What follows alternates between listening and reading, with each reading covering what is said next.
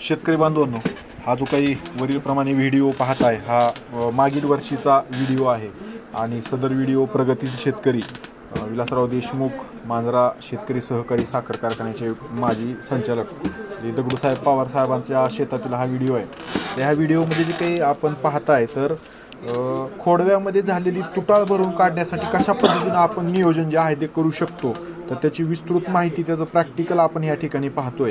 आणि हे एकदम 100% सक्सेसफुल पद्धती आहे, कारण की ह्यांनी अशा पद्धतीने जे काही व्हिडिओमध्ये आपण पाहतोय की एक्स्ट्रा बेट जे काही झालेलं आहे तर ते काढून घेऊन खड्डा खणून जे आहे ते आपण गॅप फिलिंग अशा पद्धतीनं जर केली तर ही 100% सक्सेस होती. कशा पद्धतीनं, तर अशा पद्धतीने ही जर आपण लागवड केली आणि हे लागवड करून त्याला व्यवस्थित माती जर आपण त्या वरंब्याला त्या ठिकाणी लावली, ज्या बेट म्हणजे ज्या ठिकाणी तुटाळ होती त्या ठिकाणी अशा पद्धतीनं हे जसं शेतकरी हे काढतायत.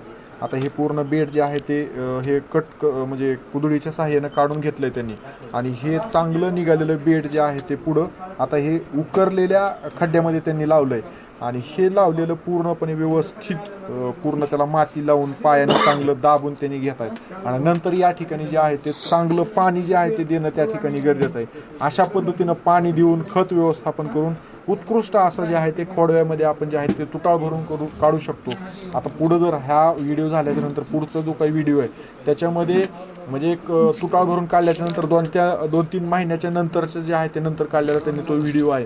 तर त्या व्हिडिओमध्ये आपण पाहू शकतो की कशा पद्धतीनं ही तुटाळ भरलेली जी काही आहे ते व्यवस्थित सक्सेसफुल होऊ शकते आणि त्या माध्यमातून जे आहे ते आपलं जे काही गॅप झाला आहे त्याच्यामुळे जे काही त्या ठिकाणी आपलं नुकसान जे काही होणार आहे कमी ऊस संख्येमुळे, तर ते नुकसान जे आहे ते आपण त्या ठिकाणी भरून काढून घेऊ शकतो. हा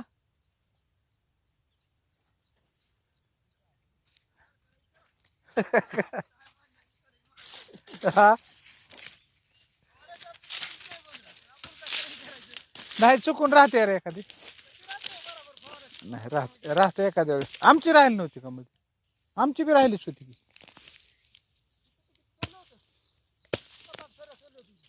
नाही ती फेल गेली ती गोल का दोन्ही सगळी ओली माती दाबा जमल का.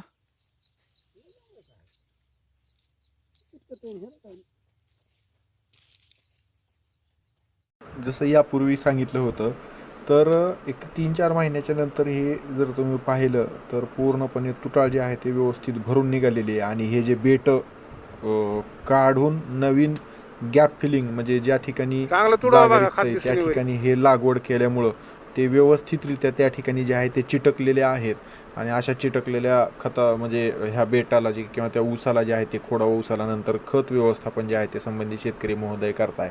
सांगायचा उद्देश, ज्या ज्या ठिकाणी आपलं म्हणजे जास्त मोठ्या प्रमाणामध्ये गॅप झालेले आहे तर ते आपण वर दिलेल्या व्हिडिओमध्ये जसं सांगितलं त्या पद्धतीनं जे आहे ते आपण जर भरून काढले तर निश्चित आपली प्रति एकरी ऊसाची संख्या जी काही आहे तर त्या ठिकाणी मेंटेन होणार आहे.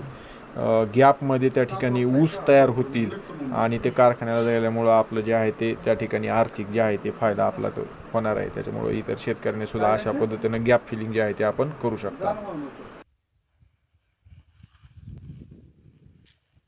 सगळ्या नीट तुडव